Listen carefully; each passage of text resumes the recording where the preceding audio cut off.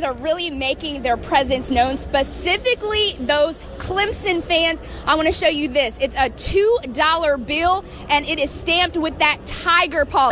I want to show you these fans. They are very, very excited. They are hyped and ready for this game to begin here inside Raymond James Stadium. As you can see, the front yard I'm standing in here along Highway 82 in Autauga County, almost unrecognizable.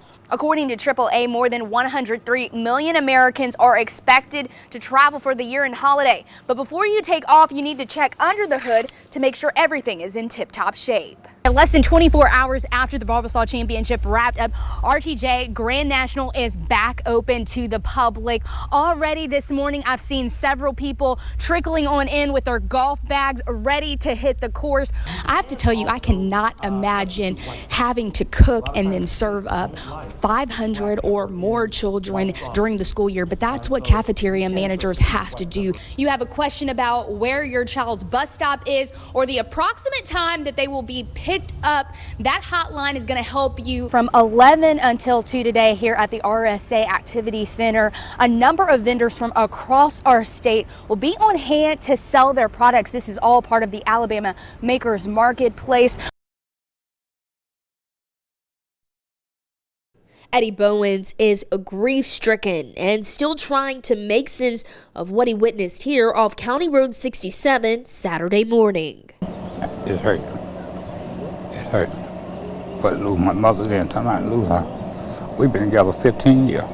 Bowens says he and other family members were heading to lay his mother to rest when he watched in horror as the love of his life, 58-year-old Ruth Pearson, was shot and killed in her front yard. I don't know what happened. I was getting in the car. All thing I, heard a gunshot. Then I looked around. I saw my lady laying on the ground. Pearson's 22-year-old granddaughter, Stephanie Pearson, has been arrested and is now facing murder charges in connection with her grandmother's death. Macon County Sheriff Andre Brunson says it appears right now that there was some sort of altercation between the two that led to the shooting. As to what exactly that argument was about, they're still trying to put those pieces together. It's just unfortunate that you would have something like this happen, and they were on their way to a funeral. So, prayers to the family.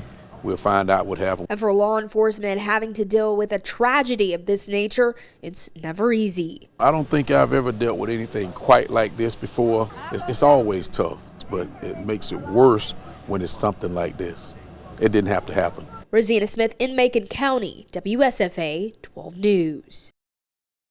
We're going from Georgia to Texas, to Tyler, Texas, rose capital of the world. Michael Kelly and his family made a pit stop in Montgomery to gas up their truck as they head off to their holiday destination. My wife's got a lot of family there, kids as well as her dad, and going to enjoy the time together. According to AAA, more than 103 million Americans are expected to travel for the year-end holiday. But before you take off, you need to check under the hood to make sure everything is in tip-top shape.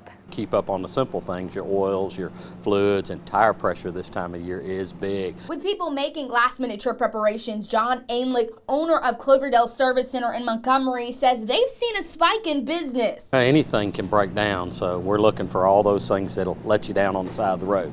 And so you need to have somebody that you trust. Although lots of cars have warning lights installed in them now, there are still some things you can do ahead of time that will save yourself time and money in the long run. Visual checks that people could do on their own, looking at their tires and making sure they don't look low, because again, that's one of the biggest problems is people having flats or blowouts because they do not check it. And all of these tips will help make sure your Christmas plans don't break down. Rosanna Smith, WSFA 12 News, Montgomery. It was all hands on deck for Autauga County engineers, EMA, and other emergency personnel who responded to widespread flooding in the eastern part of the county. It's a group effort. Everybody's out. One team, one fight, and we're all trying to make sure the citizens are safe. Heavy rains toppled trees, flooded roads, and caused a dam break at Whitewater Lake off County Road 165. Autauga County EMA Ernie Baggett says because of how fast the rain fell in such a short amount of time created lots of issues. For some of the larger rainfalls that weren't affecting people before that has affected them now, it's because the soil is just so saturated it can't take it anymore. As you can see, the front yard I'm standing in here along Highway 82 in Autauga County, almost unrecognizable. Residents here say it's something they haven't experienced in more than 20 years. 1986 was the last time we seen anything like this. With Autauga Creek overflowing right behind his mother's property, Tony, Finley, and others remained on edge. In a matter of about an hour, it come out of the bank and it was already up to this house right here. We've been pulling the cars out, utility sheds, and just trying to save anything they can save. With everyone's safety top of mind, people are being reminded not to cross those roadways that are impassable. Rosanna Smith, WSFA 12 News, Autauga County.